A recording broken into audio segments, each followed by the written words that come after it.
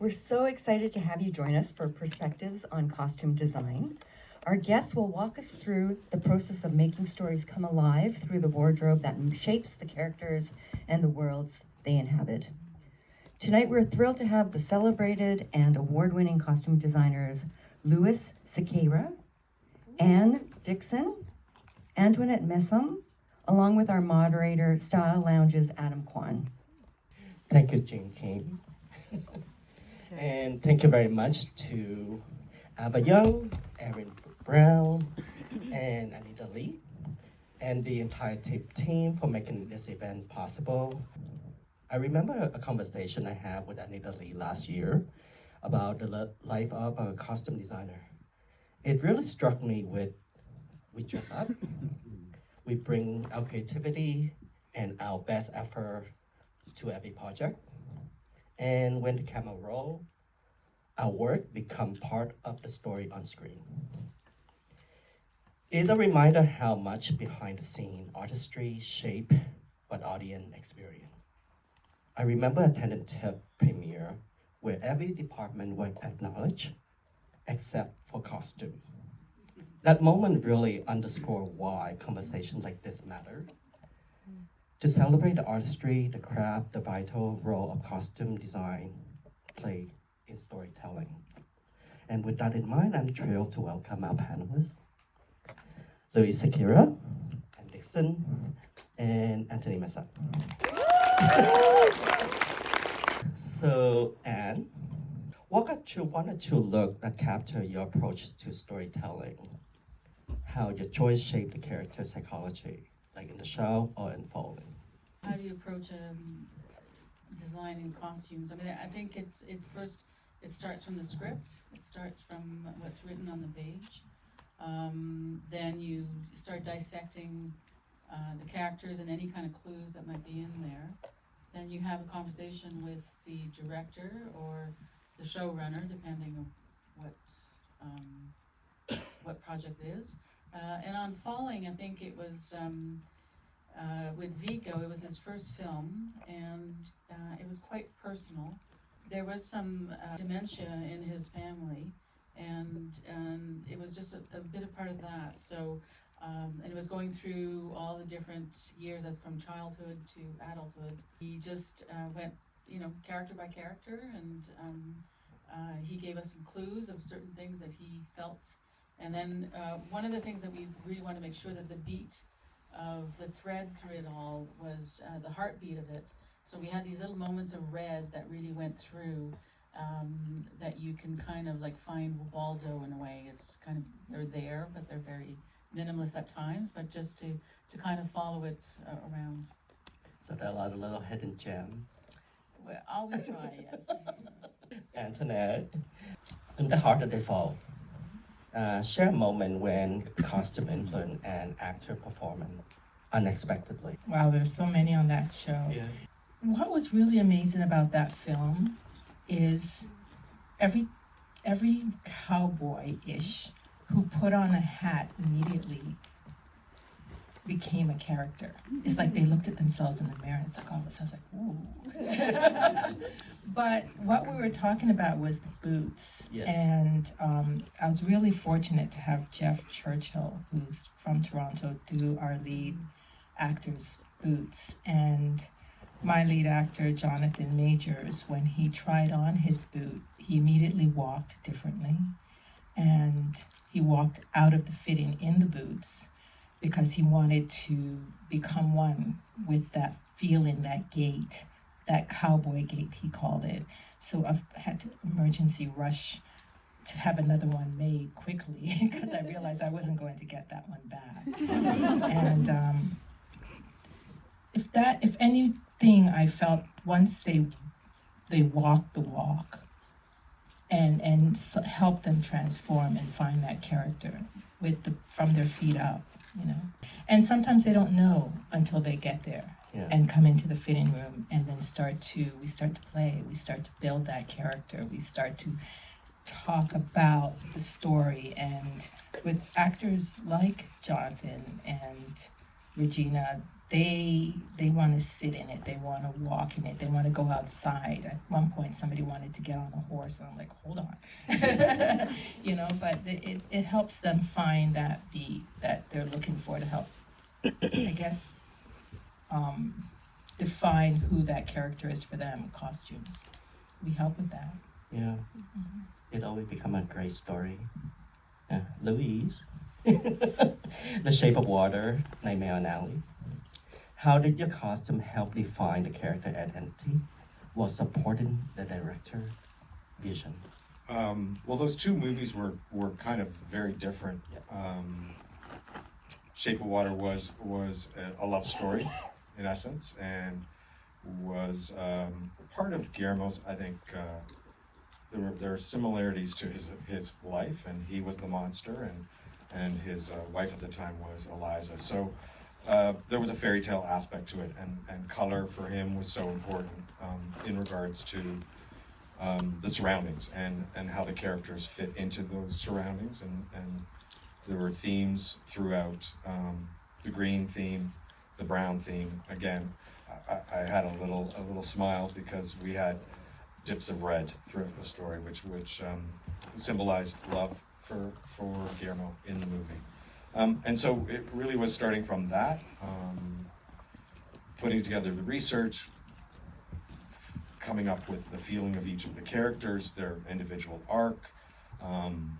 Some of the characters changed throughout the movie, some didn't. And I think it really then happens when the fitting starts, as we've said before, where those pieces are procured and brought in, and the actors put on those clothes and actually start to understand the thought process that we put forth. Because I kind of joke about it, and we're paid for it, but we are the people that think about the costumes the most. You know, we think about every last detail.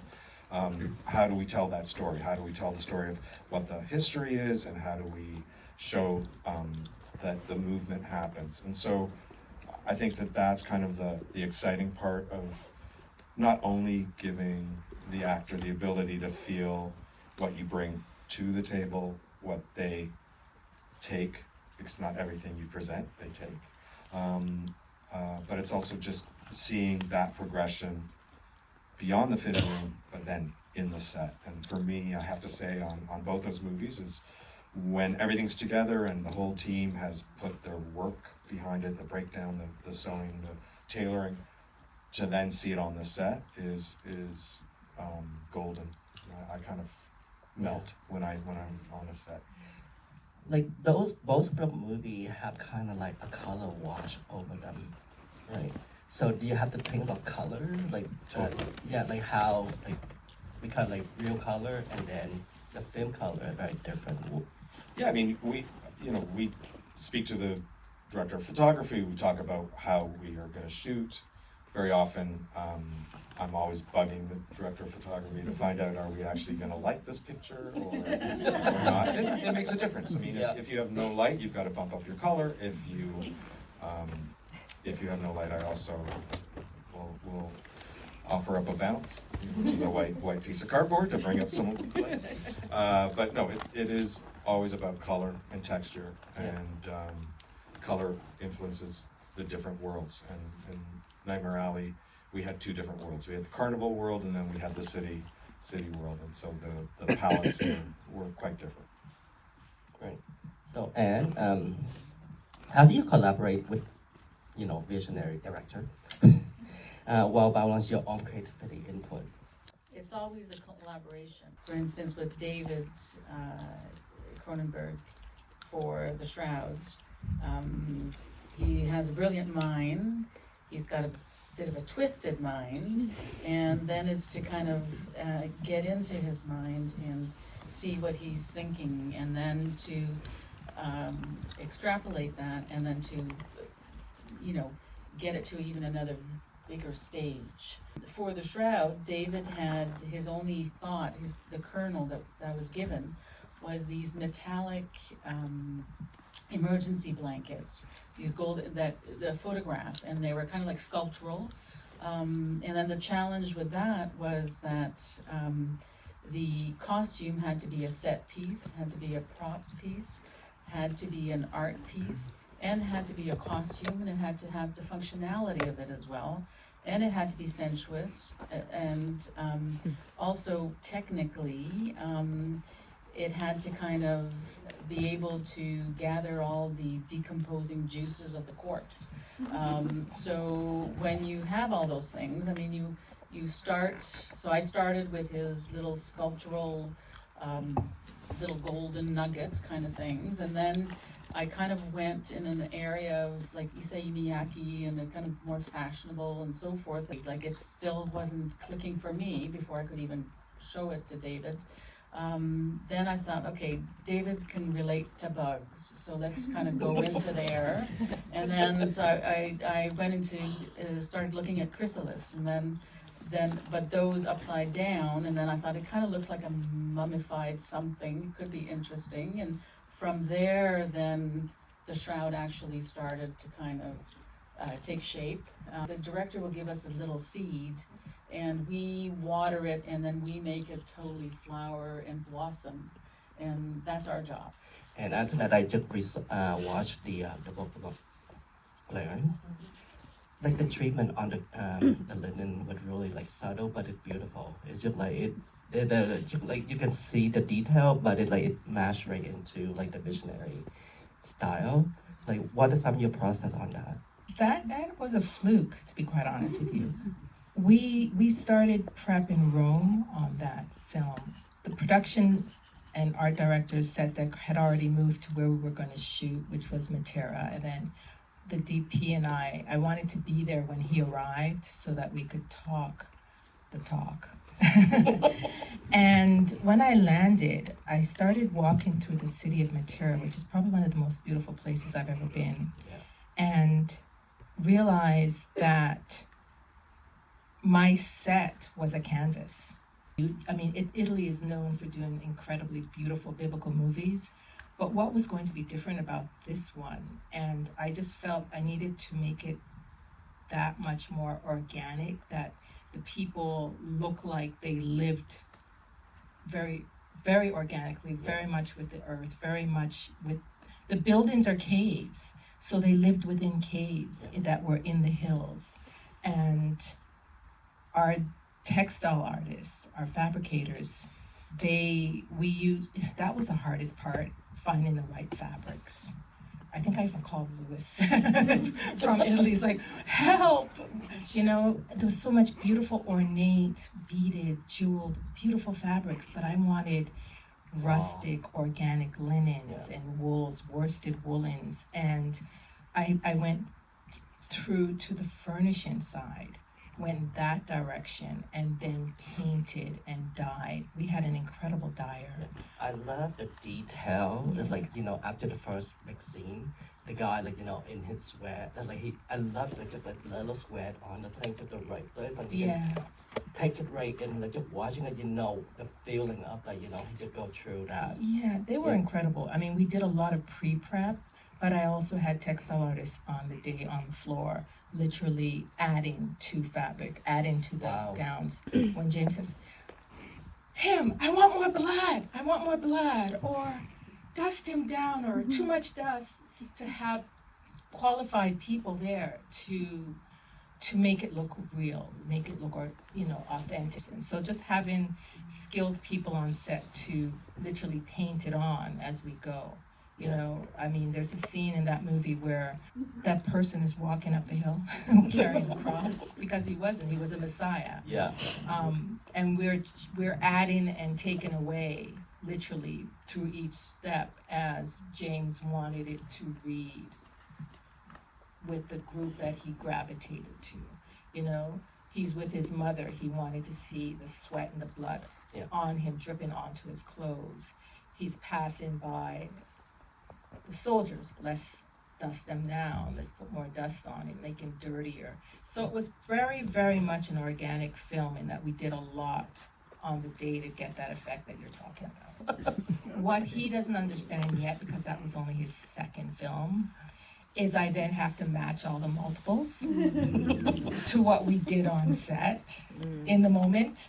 Yeah. And as we finished working on number one, running up the hill, grabbing his two stunt people, you know, the one who's going to be carrying the cross and the one who's going to be on the cross, two different people, and matching. So it was very, it had to be very strategic. And then there were times that you have to delicately say, we can't do this right now, but this is what we can do. Because I can't duplicate what you're asking to be in the next shot, or else I have to speak to an AD and tell him, you need to give us time to match the 4 people who need to look exactly like that person. Yeah. As always. Yeah. What about you, Louis? I'm listening to these stories and I'm like, PTSD. I don't think any project I've done really has singles.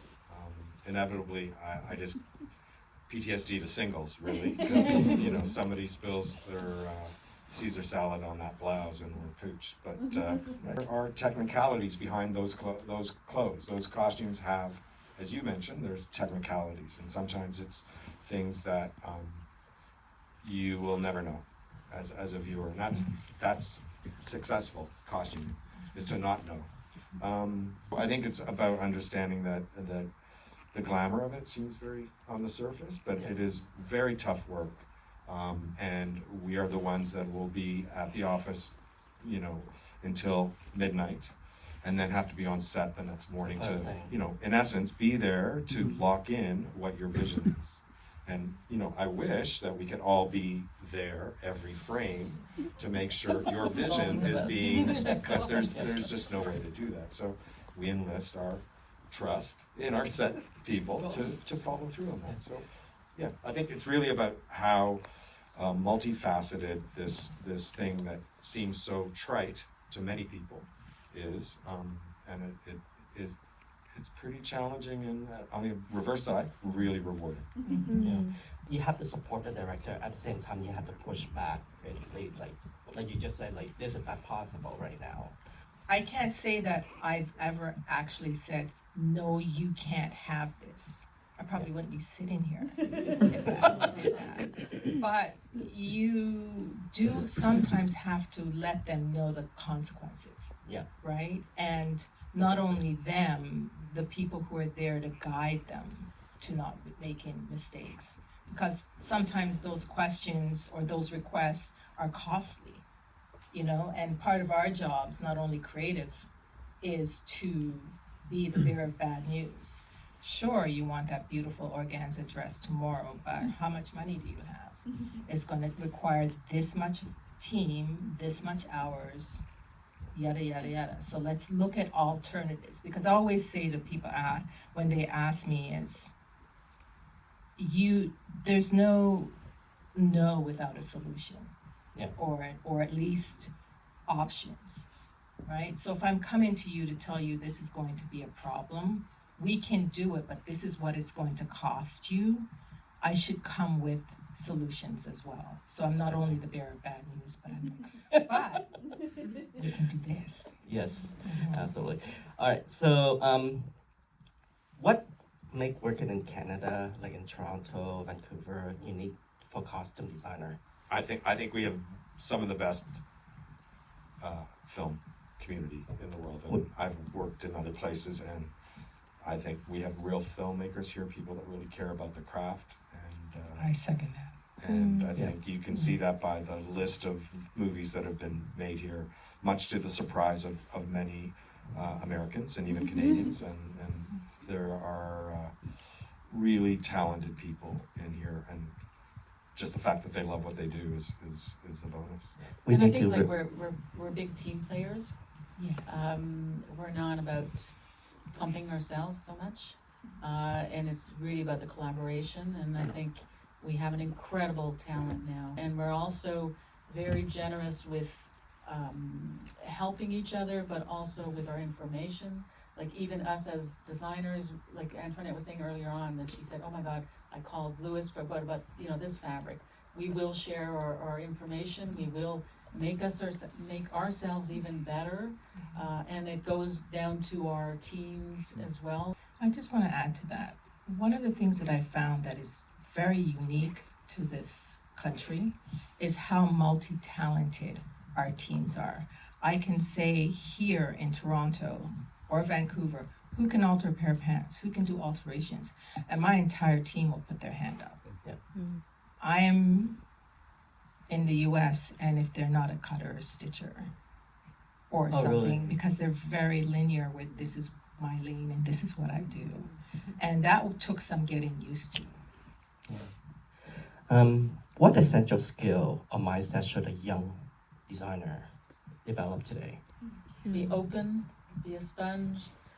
It's amazing what something can seem benign will be so useful, and it'll be in your bank of reservoir once you design something, and then it's kind of all of a sudden it's like, oh yeah, when I did, you know, a hat or whatever, that bobble on it, whatever, that could be interesting over here, or, you know, whichever, but I think it could be simply even going for a walk down at the beaches and looking in the tree and seeing the birds and seeing some formation or something. It's Be just like, curious. keep curious, keep your mind open and at all times, and it will feed you eventually.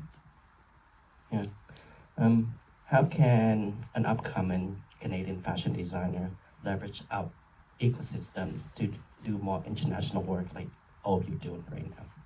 That I was doing costume design for about 15 years, and then I got a call from an American costume designer who asked if I would be an assistant to them. I took off my designer hat, I put my assistant designer hat, and you know, in regards to sponging, there was nothing, you can't pay for that kind of insight into somebody else's process. In essence, I learned so much and made incredible friends that later those friends helped me to achieve to where I am now. They were instrumental in introducing me to the American market. And so I say, as a young designer or anyone in film, when you are starting out, be kind to everyone, because you will never know if that person's going to be your boss in 10 years. And number two, just do it all. Like, do everything, because all of that will inform you not only to bring it back, but also be, if you're going to be a designer, be a better designer. Why costume design matter? Naked without us. Absolutely. Mic drop. I mean, we're storytellers in the end. Exactly. I mean, we're a collaboration of storytelling, and each film, each series, there's a plot point, there's a story there, and if it's television, it's way closer, and what's the most important thing really is what's on the actor's back. And the actor will not be able to give you that extra feeling, whatever, behind their eye if what they have on them, their costume will not reflect what is envisaged, what they envisage, what everyone envisaged, to kind of help it along. And you know, and if it's supposed to be tight, then to make them uncomfortable, then you should do that. Or all of us, if we have a pair of shoes that's uncomfortable all day long, that's all you're going to think about is your goddamn shoes. And you won't be able to give that extra thing. So if the actor is comfortable in what his character is supposed to be, then it helps to move along the story. I'm going to borrow a quote from Guillermo del Toro, which he always says, the minute we move into a close-up, you have no set. The costumes are the set for the actors. Yeah. Yeah, it's a really tough thing. So we're gonna open up to question to the audience. Lewis, congratulations on it. Welcome to Derry. So fun. I'm into it. I love it. Thank you. Question about how did you figure out the costumes from a color perspective with the CGI? Like, how did you know what was going to be on screen, how it was going to be colored in the end, in the edit, to know what would look good in those particular scenes, since there's so much of that used? For Welcome to Derry. So Yeah. for Welcome to Derry, I think we talked very early with the DOP, and there was this concept of honey dipping. So very 50s palette, and I coined it like it's honey dipped horror.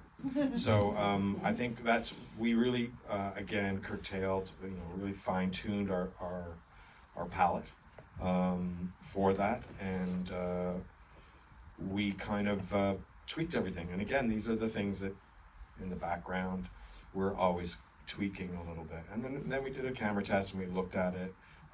Obviously, you will never know the final colorization, but we knew we were going to a certain place with a warm overall hue. So that played into our fabric choices, the shopping that we did, because there were pieces that we used in contemporary to fill in, and then we just built each of those characters with that in mind. Cool. And like, what's the ratio of like bought to rented to built? For that project? Yeah. Well, I think for the BG, we had a lot of rentals. We had, was it 12 rental houses, I think? Of course, we had the incredible local rental houses of Ian Drummond and Victory Girl and Bourbon and Co. and Thunder Thighs. But we also kind of did a little speed date down in LA for 24 hours or 48 hours and pulled a bunch of things from a bunch of rental houses there. For the characters, for the children, lion's share of it was built because it kept growing, and it sounds really funny, but it's not funny because we were recutting them 2 years later, and some of them had gone from kids sizes to adult. But there was always things that we needed to purchase, obviously. Ratio wise, probably like 35 purchase, 65 build. At one point we had 7 cutters. One cutter was specifically for Pennywise, and the clowns. Basically, that's what she did for 2 years. So yeah, that was. Curious what so CAFCAD was created in 2006 was our first meetings, and I'm curious from your all perspective, how do you think it has influenced the Canadian costume community? As a designer, like we work solo. Our team can then work with different other designers and that, but as a designer, we never work with other designers. So it's been amazing to feel that community, and then to also meet younger people, and the whole sense of community becomes much, much stronger, and then also across Canada now, which is what I think is phenomenal about CAFCAD. I also think that our city, when we started, was divided between the 2 unions. So we had NABET and we had IA, and there was this line that nobody talked to each other because they didn't really know each other, and there was the non-union, and so I think Antoinette actually was the person that brought us to one of the first meetings about kind of pulling this community together, and it ultimately was about building our community and supporting our community, and together we had a voice, and shared learning, shared experience, and networking. That to me is one of the things that I'm so proud of, the fact that we were able to build a community, and a community without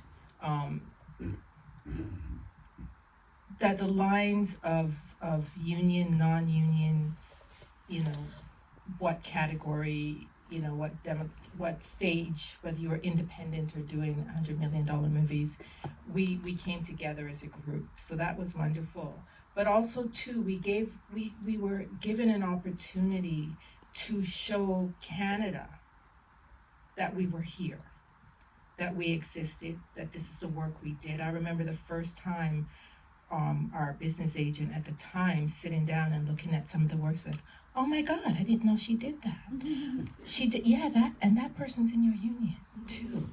Yeah. Because we do get a lot of, at the time we had a lot of across the border heads of departments coming here, and a lot of our local producers and some of our union heads didn't know the people that were here and what they were capable of. So we had amazing parties showing our stuff.